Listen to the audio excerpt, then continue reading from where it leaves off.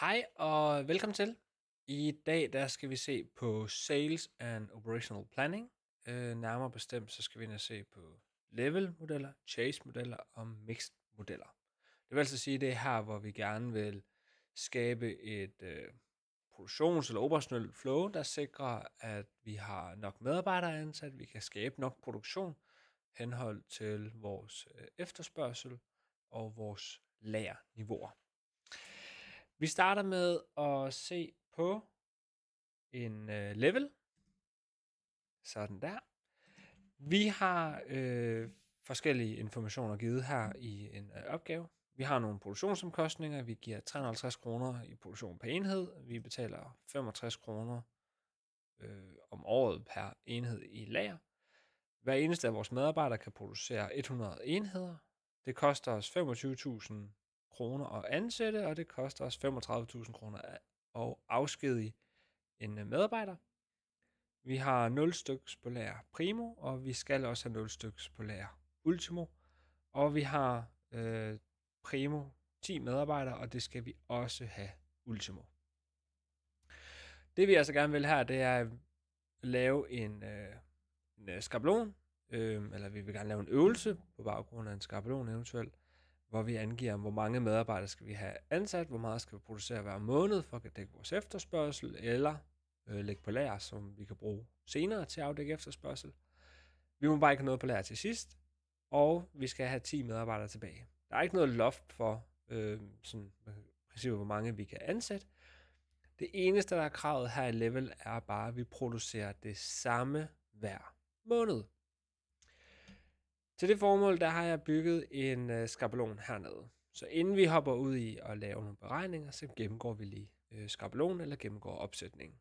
Det minder utrolig meget om den opsætning Bogsart ligeledes har, hvis det er en bog, man ser i. Vi har måneder, januar til og med december. Vi har en efterspørgsel, der er givet. Det er altså efterspørgsel, der er givet i en opgave, eller i den verden, den kontekst, man nogle gange sidder i. Vi har et krav til vores medarbejdere, som er beregnet, og der siger vi simpelthen, jamen det er den efterspørgsel, vi nogle gange har i måneden, i det her tilfælde 1200 for januar, delt med de 100 enheder, vores medarbejdere nogle gange kan producere. Det faktiske antal medarbejdere, det skal jeg nok komme tilbage på, men det her, hvor vi noterer det faktiske antal medarbejdere, vi har ansat i vores produktion. Så er der vores regulære produktion. Det er, hvor meget produktion vores medarbejdere skaber. Hvad har vi af ansættelser? Hvad har vi af eventuelle afskedelser? Og hvad er vores ultimolager? Vores ansættelser, jamen det beregner jeg ved at tage vores medarbejdere i januar måned og fratrækker de medarbejdere, vi havde i sidste måned. Det vil altså sige, hvis vi har eksempelvis 15 medarbejdere i januar måned, så må det implicit betyde, at jeg har ansat 5 medarbejdere. Jeg tager et maksimum her, for at sikre mig, at jeg ikke får en negativ tal. Hvis ikke jeg har max af januars måned minus ultimoen i sidste måned, og 0, jamen så vil jeg i det her tilfælde få minus 10 ind. Afskedelser, jamen det er præcis samme princip. Der vender vi bare ligningen om, så at sige, eller regnestykket om. Vi tager vores faktiske medarbejdere, vi havde sidste måned, fratrækker de medarbejdere, vi har den her måned. Hvis der er en forskel her, som er større end 0, så må det betyde, at vi har afskedet folk.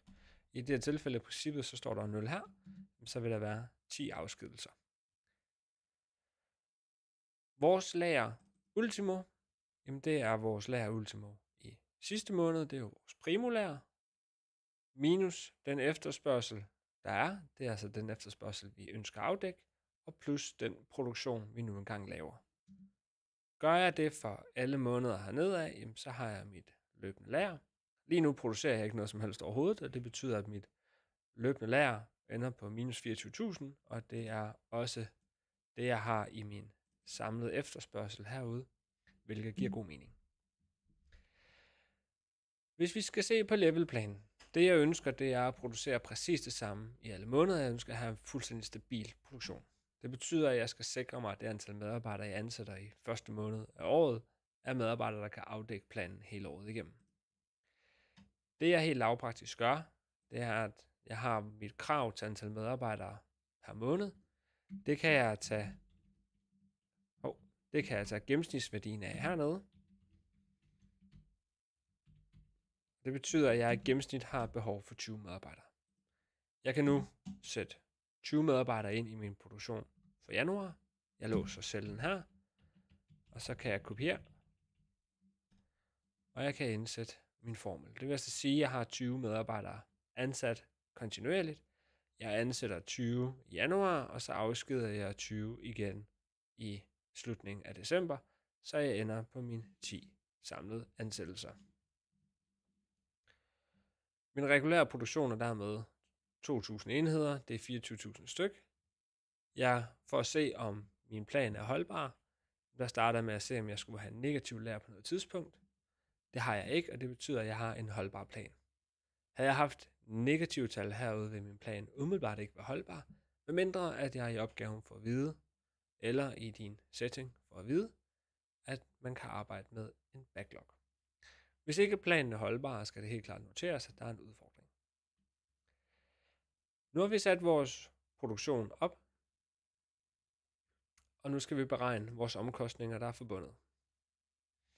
Vi har vores regulære produktion, som er 8,5 millioner. Jeg producerer 24.000 enheder af 350 kroner stykket.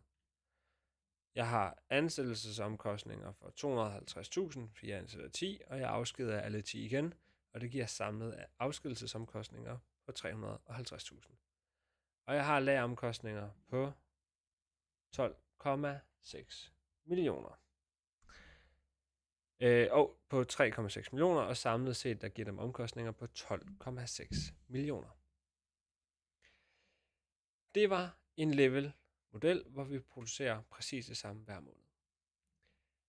En afart, eller en anden vej, ikke en afart, men en anden vej løsning, en anden version af at lave en produktionsplan, kunne være at lave en chase-plan. Vi har fuldstændig det samme setup. Vi har nu bare mulighed for at sige, at vi ønsker ikke at producere det samme hver måned. Jeg vil bare hele tiden jagte den efterspørgsel, der er. Fordelen vil naturligvis være, at vi aldrig har noget på lager, eller vi kun har meget, meget lidt på lager. Hvorimod, at vi ved level, jamen der har vi en periode, hvor vi bygger lager, og så en periode, hvor vi bruger af lageret igen, ud fra den her efterspørgsel. Udfordringen ved Chase er selvfølgelig, at jeg vil få flere løbende ansættelser og afskedelser, afhængig af, hvordan jeg har et behov for medarbejdere. Jeg har ikke fået at vide, at jeg har noget loft på antal af medarbejdere, jeg kan ansætte. Så det vil sige, at min faktiske antal medarbejdere for hver måned reelt set bare er det krav, jeg har på antal af medarbejdere, ud fra deres produktionskapacitet og den efterspørgsel, jeg har. Jeg kan lige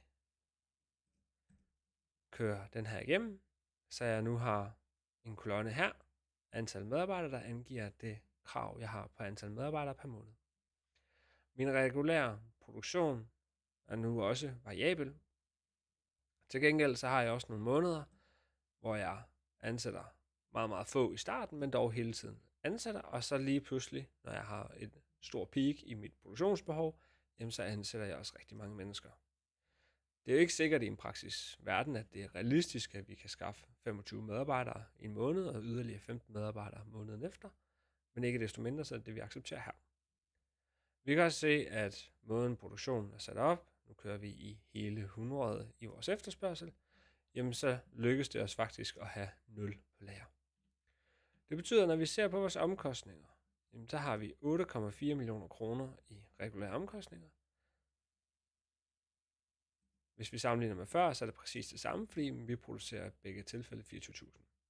Vores ansættelse og afskedelse tidligere var henholdsvis 250.000 og 350.000, og nu der er vi altså på 1,4 og næsten 2 millioner henholdsvis. Og markant højere omkostninger forbundet med alle de ansættelser og afskedelser, vi foretager os. Til gengæld så har vi ikke nogen lageromkostninger, og samlet set ender vi på 11,8 millioner mod de 12,6 millioner før. Det vil altså sige, at med det setup, vi har her, så er det økonomisk fordelagtigt for os at jagte produktionen hele tiden ved at ansætte og afskedige folk. versus at skulle have den samme produktion hele tiden igen. Der vil være rigtig mange diskussioner her om både, som nævnt tidligere, kan vi få de medarbejdere, vi ønsker?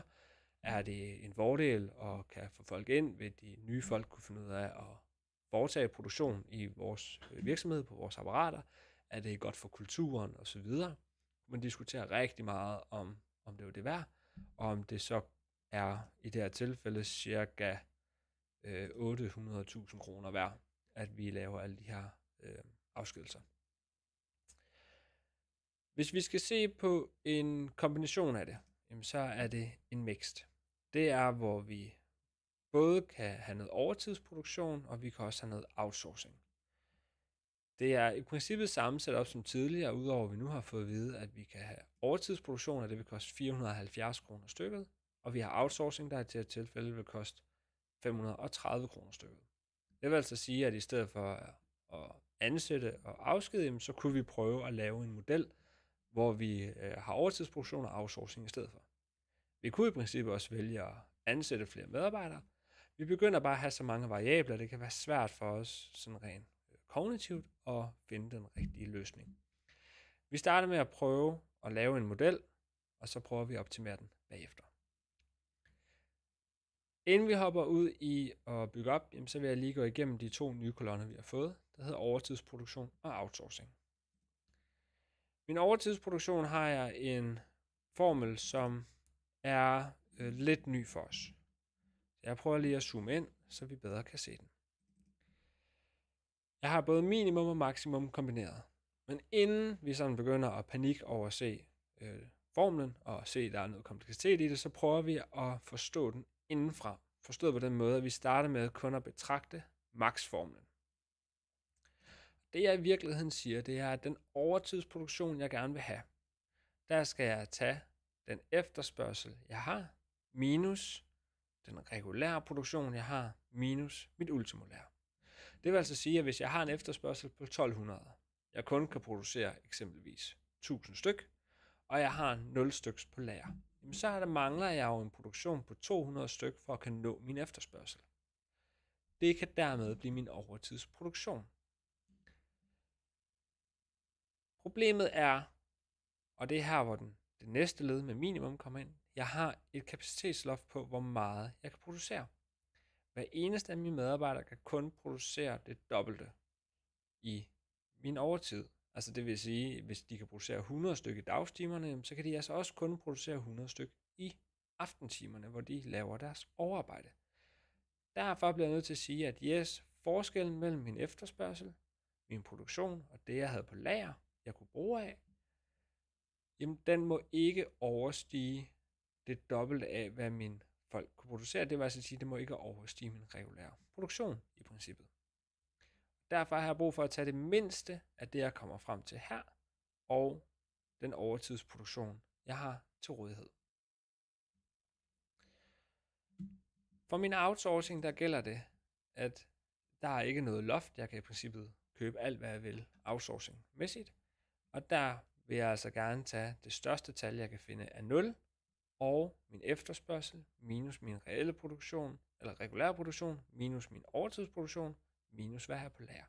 Det vil altså sige, at den efterspørgsel, jeg ikke afdækker ved regulær produktion, overtidsproduktion eller varer, jeg allerede har på lager, jamen det bliver jeg nødt til at købe ude i byen.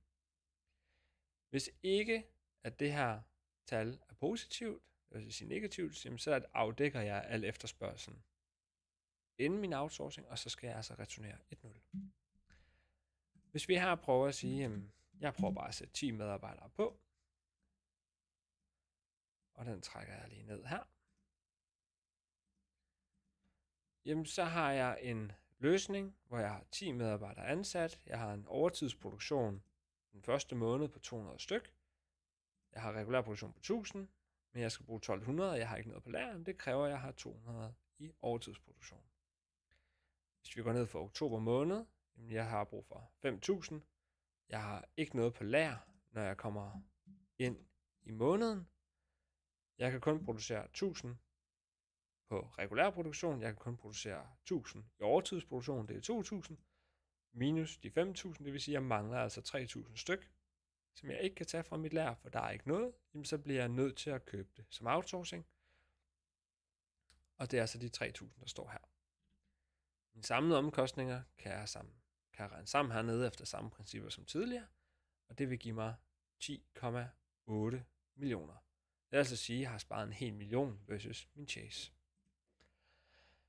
Spørgsmålet er jo selvfølgelig nu, okay, det her det er en rigtig fin opsætning med 10 medarbejdere, vi holder fast, men vi kunne jo også vælge at prøve at afskedige nogle folk, eller ansætte nogle folk løbende, og have mere på lager. Kunne der være nogle forskellige kombinationer, der kunne give os et bedre setup? For at teste det, jamen der kan vi igen bruge vores solver, vi kender fra vores lineære programmering. Vi har bare her ikke tale om et lineært problem, så derfor bliver vi nødt til at bruge vores ikke-lineære maskine. Jeg har bygget en mixplan her, der er præcis det samme som tidligere. Jeg har en regulær produktion, der bestemmes af min antal medarbejdere. Mine antal medarbejdere er bestemt af mine ansættelser og afskedelser, og min variable vil derfor samlet set kunne være antallet af ansættelser og afskedelser, min overtidsproduktion og min outsourcing. Jeg får at vide, at jeg skal have 10 medarbejdere, når perioden er slut. Det betyder, at jeg har brug for igen at kunne afskede nogen ultimo december. Alle andre tal er primo, så derfor har jeg brug for de 2 ekstra variable hernede.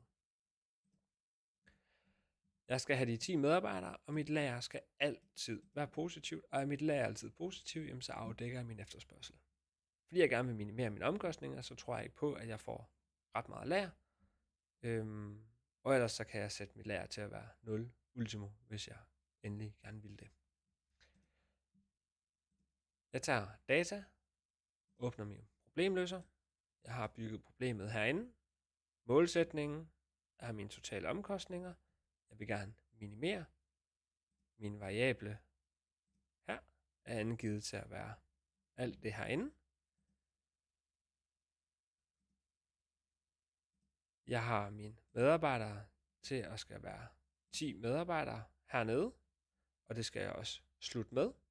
Altså det er det, jeg skal slutte med. Mit lager skal altid være positivt herude, og jeg vil gerne have, at mit lager skal slutte i 0. Og jeg trykker løs. Det er en ikke-lineær optimering, så vi kan ikke garantere, at det her det er den matematiske eller absolut bedste løsning, vi overhovedet kan finde frem til. Så der kan helt bestemt være andre løsninger, der også kunne være bedre, men vi er inden for et par procents optimalitet. Vi får en samlet løsning, der giver os en omkostning på 10,6 millioner, og det er 200.000 billigere end tidligere. Et lille trick, man kan prøve, er, når du har en løsning, eller inden du har en løsning, så tag en løsning, du ved ikke er helt ved siden af. Det kunne være den løsning, vi har bygget her. Sæt de tal ind som vores produktion. Vi kan slette vores ansættelser, det vil sige, at nu tager vi udgangspunkt i den løsning, vi havde tidligere. Hvis vi gør det, så hjælper vi solveren til at finde en løsning hurtigere. Se, hvor markant hurtigere den finder en løsning. Og nu har den fundet en ny produktionsplan til os. Vi kan se, at den er dårligere end tidligere, men den er stadigvæk bedre end vores mixed, vi havde før. Så på den måde, der kan man så hjælpe solveren til at finde en ny løsning.